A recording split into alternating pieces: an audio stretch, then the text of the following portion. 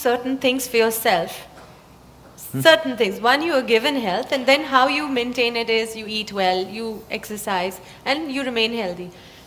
Now, to be loving, when maybe in a household, any situation, maybe outside forces are not pleasant, it doesn't come easily to then just be loving. So what should you do to, what is the practice to become that way or to train yourself to be that way?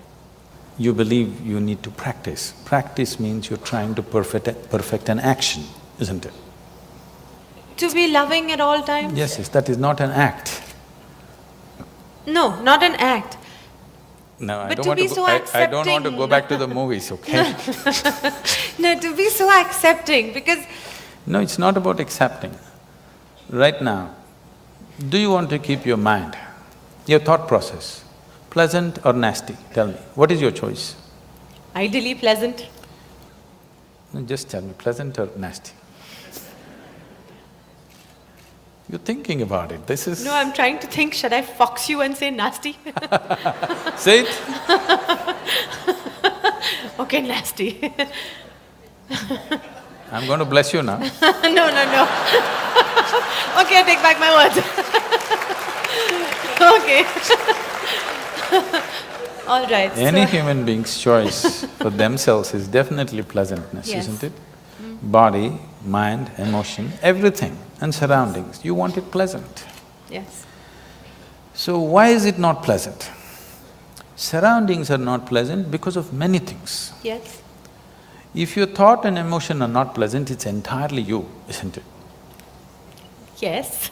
Surroundings, not entirely me, it's so many forces. We have to manage them, we have to juggle them. Not always are we successful with everything around us. Different people have different levels of competence to manage the outside. Not all of us have the same, the skill to manage the outside. But inside, your emotion and your thought, why is it not happening your way? This is something we have to look at. This has to be addressed, every human being has to address this. At least your thought and your emotion must happen the way you want. It's like this. On a certain day, a lady went to sleep. In her sleep, she had a dream. In her dream, she saw a hunk of a man standing in that corner. And then he started coming closer and closer and closer. He came so close she could even feel his breath. She trembled, not in fear. And then she asked, "What will you do to me?" The man said, "Well, lady, it's your dream."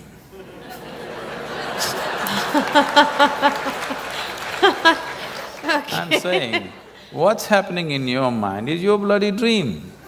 Now the problem with life is not that life is not happening the way you want it, even your dream is not happening the way you want it. That's a problem. I'm saying at least fix this, at least let the dream happen the way you want it. If you are dreaming the way you want right now, your thought and your emotion would be pleasant, isn't it? Fixing the world is another thing, that's a different game. That needs lot of skill. This needs just willingness. Yes. Why we are continuously talking about joy, blissfulness, love is not because it's a goal by itself, these are not goals by itself. Only when you're pleasant by your own nature, you stop being in pursuit of happiness.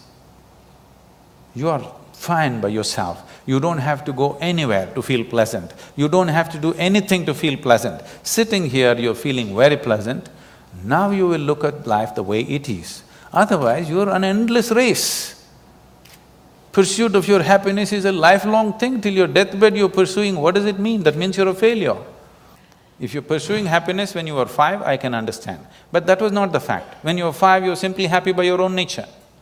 When you're 50, you're pursuing your happiness, this is a failed story, isn't it?